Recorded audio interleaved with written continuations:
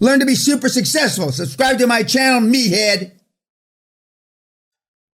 Some of your lives will be changed marginally. Some of your lives will be changed, dramatically.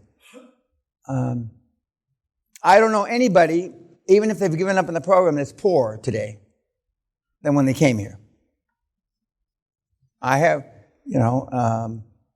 there's a slide, a guy from South America who claims to be poor, 28 years, 29 years. I've gotten one email that he's poorer than he was when he started. But guys, it's not your emotional bank account. And how do you train to strengthen your emotional bank account? Poorness rubs off. Almost everybody in this room has poor relatives, poor family. And it's an awful thing to say. They're the reason you're here. The 67-year-old, who's one of my superstars now, had been retired, and he's 70 now. He's in his 70s. 3 years after the seminar, he'd done 39 deals. And he currently holds the record for a week for one deal a week. His kids, his grandkids, his wife of 45 years, all said, we don't want to, you're embarrassing us.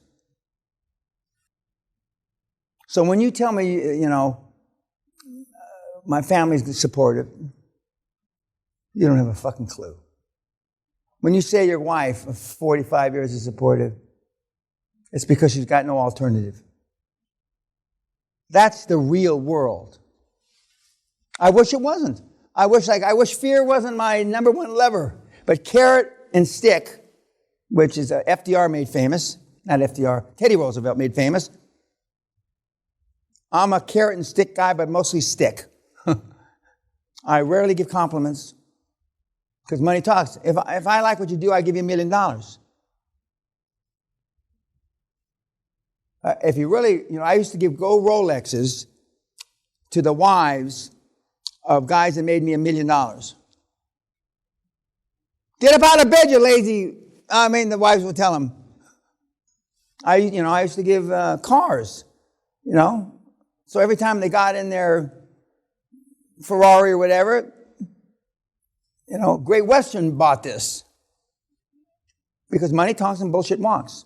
And so you came anyway, and from talking to you, you have that 1 ounce of all the things that he described, but it's still that now you have to go put it in place. But it's not a walk in the park, for sure. And there's 15, 20, 30 mini-me's running around teaching some derivative of QLA, none of which have had any super success attributable to them or their flock. But there's certainly, there's hardly anybody, and maybe there's nobody, that tells you exactly the unvarnished truth. And when my grandmother, God rest her soul, told me shortly before she died at 95 or 96, she said, always in doubt, tell the truth. And if it hurts, it's better. I still remember that because it's not really the truth unless it hurts the other person. And some people have come through this program over the last 29 years. The QLA program is that, to humiliate you and make you feel like you don't exist. And if QLA does that to you, you don't exist. Your self-esteem and self-confidence is so low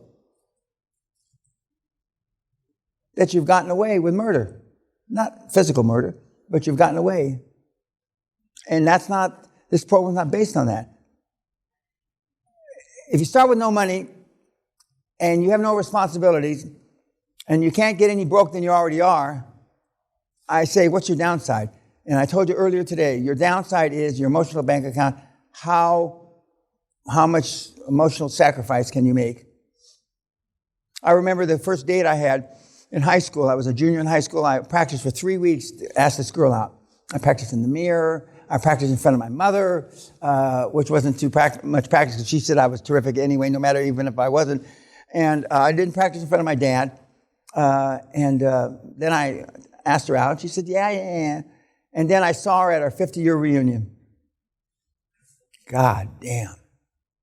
And I said, Sally, see that little frumpy thing over there? And at 50 years out of high school, you're in your late 60s, and you're all little frumpy, fat grandmothers. Well, she was exceedingly frumpy and fat. And Sally kept picking the better girls at the table, because by that time, your husband's either left you or died. And no, not that one. Not the one. You mean the one on the far right? I'm glad your taste has changed, Dan. But I practiced, I could have just gone up there and, being the Times was 1962, drug her off threw in the trunk of my car. But I practiced. You will go as far as your emotional bank account can take you. But this is a building process. We start with a 750 to $1 million acquisition. Then we move to $1.5 million. Then we move to $2.2 million. Then you may, okay. Now, Andres has just done his 30th deal, more or less. But by the time you do one deal, you're a short millionaire. By the time you do two deals, you're that has 60 to 65% are absolute millionaire after two deals. And a few of you are millionaires, a few in the room are multimillionaires. But you're 30, 35, 40, 45, 50, and you can do this in 6 weeks. 6 weeks. And, of course, you see somebody like our illustrious speaker. It takes a long, in a normal lifetime, it would take an awful long time to create $348 million in deals. Doesn't have to be that way. The only reason, he's a different person, which he's attested to, and I believe, and his wife has attested, he's a different person. He's not the same person. Just doing all those deals, he's not the same person. Forget how it's affected the rest of his life. And so the young man came in spite of listening to him. But, he gave good advice, the guy that he talked to, because he said, if you've got a modicum of this, a modicum of that, you can work. You can make it work. And it just, unfortunately, rarely does you come out of the box and, you hit it for 6. Now, we're going to talk about deal size, because you don't have to do it the stepping stone way. That's the safest emotionally for you. It's the safest way for me to get you from A to B, which is an exit. Small deals, and by the time you've done 10 or 15 deals, you've built up $10, $20 million to your account, okay? But we've got guys that come out dinosaur hunting. We've got guys that come out elephant hunting. And you're going to talk to a dinosaur hunter, Simon the Bell, God love him, and he's going to tell you, other than it's hard as I try to imitate him, but the big deals aren't possible. Billions. But when he tells you about the big deal that he tried, 3.4 or 4.5 billion, and failed, and occasionally you'll get, Allah will be with you, and you can buy one of these for next to nothing. Because once a big company like Siemens or Mercedes-Benz decides to have something off a balance sheet, you're the CFO, I want this off the balance sheet by December 31, come hell or high water. That's it. Next item on the agenda okay? And then his whole life and everybody that is around him is to get rid of that. Not a piece of shit necessarily. Get it off the goddamn balance sheet. And the closer, depending on where their fiscal year is, let's say it's December 31, the closer you get to December 31, the more pressure they feel. And if they come to December 1 and that son of a bitch isn't in some sort of escrow, they get panic-stricken. And we're going to show you how to step in and be the knight, not necessarily white knight, maybe the black knight, and take it off their hands. And I've been fortunate enough that I've got a phone call on New Year's Eve, 8 or 9 o'clock at night, from a guy named Jack, who was a billionaire. They used to let me use his G2 and G3. That's a long time ago when they don't have those anymore. Now G5 and G6. He said, Danny, can you do me a favor? And I said, yes. Didn't even ask what. Yes, Jack. He said that we can do this over the fax machine, but I need to sell ABC Energy in the UK. And I know you're a UK resident. Yes, I am. Will you do it? I said, absolutely. So we signed all the paperwork. The only person who's going to call you on New Year's Eve is your brother-in-law to bail him out of jail for drunk driving. And so in March, I went over to the UK here, and I saw that there was more money in the checking account than I paid for the company. Plus, I got a building on Curzon Street, for those of you that know where London is. And because I was rubbing elbows with billionaires, as opposed to your brother-in-law calling you drunk to bail him out of jail. Poorness rubs off, richness rubs off. I was also partners with the Hunt brothers. They tried to capture the silver market, for those of you that are old enough. I was a little junior partner in that deal, fortunately. Junior enough that they didn't try to put me in jail. But they automatically, when you're a partner with guys like, okay, Danny's going to be in these exploration wells we're drilling in Oklahoma for deep sour gas. They drill a $25 million test dry hole. They slide over a section. They drill the second $25 million dry hole. Now, 5% of $25 million you keep track of. They slide over another section, which is 640 acres, another fucking dry hole. Then somebody from their office calls down. We're going to have a cash call pretty soon. Cash call for what? The wells that you and the Hunts are drilling. What? Then they slide over and another dry hole. This one cost about 27, 28 million because they ran into some problems. So now we got $100 million of dry holes, of which I am the proud owner of 5%. And by the grace of Allah, they didn't drill the fifth dry hole. Shell and the Hunt brothers thought there was such a high probability of gas being there, each one built a $100 million gas purification plant. That's how sure they were. Of course, they were wrong. But a year or two later, now I'm trying to figure out where I'm going to get 5% of $100 million. $5 million. And it never comes at the right time. It always comes when you have nothing. You know, you missed your car payment. They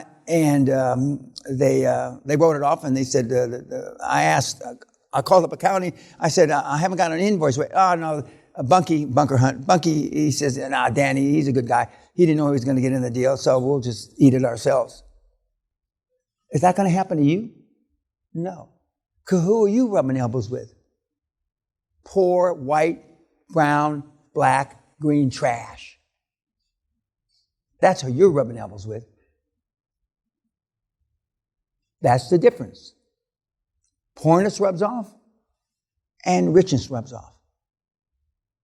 And as I said before the lunch break, I went out of my way to find people like Mr. Grazos, the CEO of Manassas shipping line, And in my particular case, almost all of these guys and gals, like's not the right word, but understood where I was in life.